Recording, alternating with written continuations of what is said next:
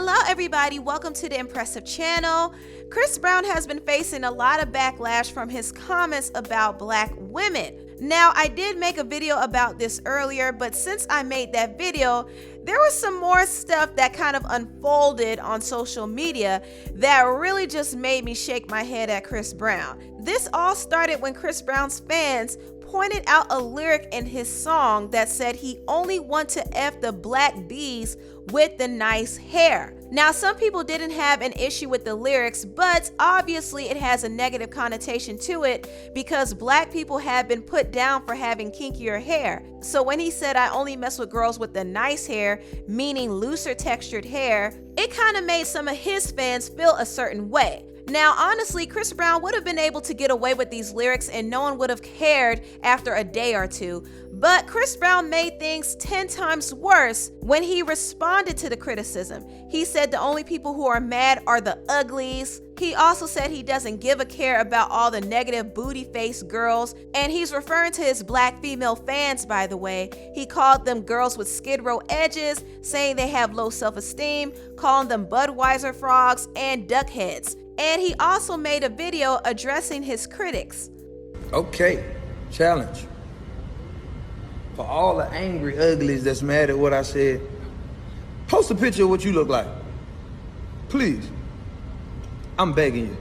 So we can end this once and for all. Ooh, y'all ain't sending no pictures in. Ooh. Feel dumb, don't you? Exactly.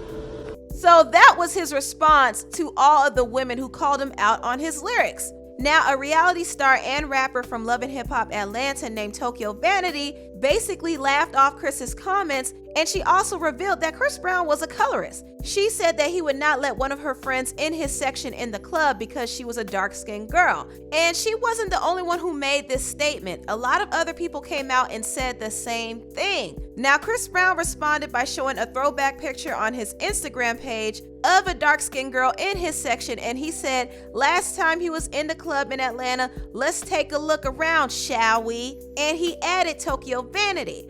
Now, Tokyo Vanity responded on Instagram and said this: even though I'm blocked, laugh my tail off, it probably took y'all 4 years to find a dark-skinned girl in his section. Y'all talking about one chick who he let in his section in Atlanta?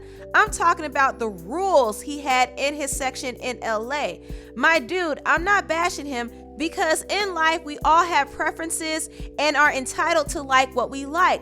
But keep it 100, slime. Laugh my tail off, at the club in LA, his section rules was no dark-skinned girls, and his security made sure to let the girls know and enforce that. My homegirl was there that night and her other friends. They let her friends in and stopped her, and his security said, no darkies. Like a man, stand on what you say and how you feel. Don't renege because you're being bashed. That ain't gangsta. I'm sure your fans will relay my message since y'all fans attacking in my DMs with fake receipts. Side note, I ain't never been known for lying on no dude. Another model commented below and said, this is true. He did the same thing in Club Boca a few years ago while he begged for Kodak Black the whole time. Only reason I was in the section was because I was hosting and they tried to get me kicked out too, but the owner wasn't having it. Now, when Chris Brown saw these comments, he unblocked Tokyo Vanity and he went on her page and found a picture of her with no makeup on, and he said this: oh snap, Tokyo Vanity, you fine baby girl, let me take you to dinner. So in a way, he was mocking her. And Tokyo Vanity clapped back and said this: no thank you, Chris Brown, I'm not interested, I got a man. And she also dragged him on Instagram. Christopher Paulette Brown, bitch, stop playing with me. Okay, all that talking about can you take me out and all that, like, bitch, that shit not funny. Second of all, bitch, I'm not even your type. Bitch, you into things of, lighter complexion.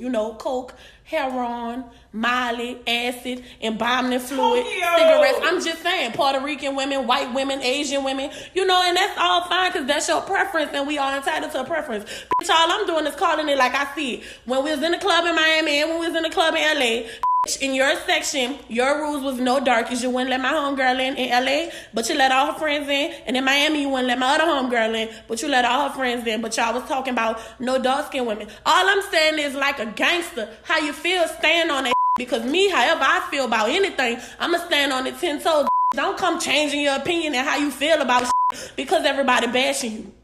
And furthermore, I told my homegirl not to even be in your section because she don't even do cocoa. And then for you to even come on the internet playing with me today, furthermore, let me know that you must be on them drugs bad.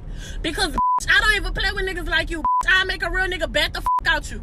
You'll really be around LA dancing. I shouldn't laugh at that, but after that blew up on social media, Chris Brown started feeling the pressure. So he responded to his audience by posting his song called Brown Skin Girl, just to kind of prove to people that yes, he appreciates dark-skinned girls, but obviously he was pandering a little bit because before he was calling all of his critics ugly, telling them to post their picture and all of that, but he eventually succumbed to the pressure and he did backtrack. Now, even though Chris Brown got a lot of backlash, he still got some support from some of his peers in the industry. But I was surprised to see Kelly Rowland voice her support for Chris Brown. Under his recent Instagram post, she said, "We love you, Chris." Now, when I saw that, I was like, Kelly, no, please don't do this.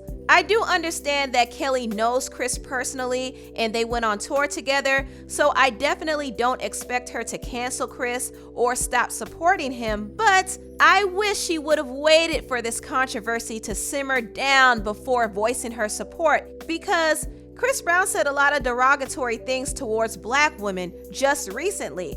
So for her as a black woman to come under his comments and say, "We love you, Chris," kind of makes it look like she's disregarding everything he said just to stand by his side. And this is one of the reasons why Chris Brown has been able to get away with a lot of problematic things. He's been able to get away with abusing women and degrading women. And it's because people, especially his fans, have allowed him to. I will admit I am disappointed in Kelly for saying that, but I am happy that an actress named Tika Sumpter came out and said, "Dear brown girls, don't let this world trick you into thinking a velvet rope or a person has the final say in who you are, what your self-worth is, and how gorgeous you are. Read your history. It's deep, beautiful, and worthy." So I love Tika Sumpter's response to this whole controversy. She didn't say any names, she didn't take any sides, but she took the time to encourage dark-skinned girls who are following her and watching her. And I really do appreciate that.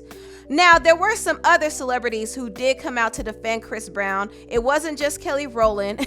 Lil Duval said, "Why is it a woman can say she don't like short dudes or light-skinned dudes and it's okay? But when a man says he don't like dark-skinned women or fat girls, he's a messed up person. Seemed like a good time to discuss again. Explain, my queens." And T.I. responded and said, "Excellent observation, sir." Gilbert Arenas added his 2 cents in there and he said, "This is facts. Women call me a trick because I like women who sell pee for the low. Y'all like tall, rich guys. I like women who scoop their money off nightstands." That answer was so stupid. Anyway, it's clear that Lil Duval was trying to incite another discussion to distract us from what Chris Brown said. Now, some men did respond with some logical answers. Bobby Fino responded and said, "Because it's not rooted in the same level of anti-blackness that has permeated throughout our culture and more importantly, our history, but I don't feel like arguing, so let's agree to disagree." Also, relationship coach Derek Jackson said, "One preference is rooted in mere attraction. The other preference is rooted in colorism and objectification that's oppressed an entire demographic economically and psychologically for centuries. Hope this helps." Those were some perfect answers to Little Duval's question, but I will say this. I think just because you have a preference does not mean you have to put down a person who does not fit your preference. So if you like certain features, you don't have to voice what you dislike because at the end of the day, that's irrelevant. Now, if we're going to talk about somebody's character, that's a whole different discussion. But when we're talking about physical traits, there is no problem with having a preference. But just because you like something does not mean you have to go out of your way to say what you don't like in attempts to offend a group of people. You don't have to do that. That's so unnecessary. So those are my thoughts on the whole matter. Anyway, tell me what you all think about this video down below. Please like, comment, and subscribe, and share this video if you care. Thank you so much for watching, and I will see you next time. Bye.